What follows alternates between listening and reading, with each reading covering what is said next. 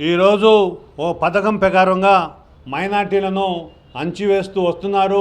ముస్లిం మైనార్టీలకు, ఎస్సీ ఎస్టీలకు ఈరోజు బీసీలను కూడా అంచివేస్తూ వస్తున్నారు. కేవలం కావాలని చెప్పి అగ్రవర్ణాల చేతుల్లో ఈరోజు ప్రభుత్వాలు ఉండటం వల్ల, లేదా పార్టీ జెండాలను అడ్డం పెట్టుకొని పదవులు ఉండి నాటకాలు చేస్తున్నారు.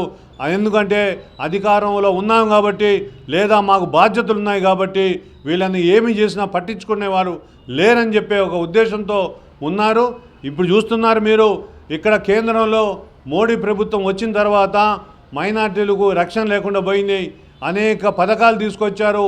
ఒక పక్కన ఒక్కు చట్టం తీసుకొచ్చారు, నల్ల చట్టాన్ని. రెండో పక్కన ఎన్ఆర్సీని తీసుకొచ్చి ఇప్పుడు ఎస్ఐఆర్ అది అమలవుతుంది. ఇంకో పక్కన త్రిబుల్ తలాక్ తీసుకొచ్చారు, ఓ పక్కన హిజాబ్ తీసుకొచ్చారు, ఓ పక్కన ఏంటంటే ఎటు చూసినా సరే మైనార్టీ మసీదులను అర్ధరాత్రి బుల్డోజర్ పెట్టి కూలగొడుతున్నారు.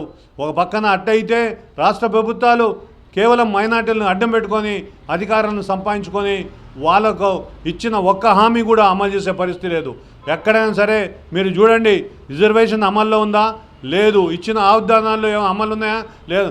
చివరికి మిషన్లు ఇస్తామన్నారు, కుట్టు మిషన్లు కూడా గతి లేదు. వాళ్ళకు ఉపాధి అవకాశాలు లేదు. ఎటు పోయినా సరే స్టే ఫండ్ కూడా రావట్లేదు. అందుకోసం ఏంటంటే మైనార్టీల హక్కులను సాధించడం కోసం ఈరోజు పనిచేయాల్సిన అవసరం ఉందని చెప్పి భావిస్తూ, రెండోది ఖమ్మం మున్సిపాలిటీ మేయర్ స్థానం ఈసారి ముస్లిం మైనార్టీలకు ఇవ్వాలని చెప్పి, రెండోది రిజర్వేషన్లు ఎక్కడైతే మైనార్టీలు ఎక్కువ ఉన్నారో అక్కడ రిజర్వేషన్ని తొలగించి మైనార్టీలకు అవకాశం కల్పించాలా, ఆ రిజర్వేషన్ని రద్దు చేయాలని చెప్పి, ఎస్సీ ఎస్టీ మైనార్టీ బీసీలకు న్యాయం చేయాలని చెప్పి తంజీమే ఇన్సాఫ్ తరపు నుంచి డిమాండ్ చేస్తున్నాం.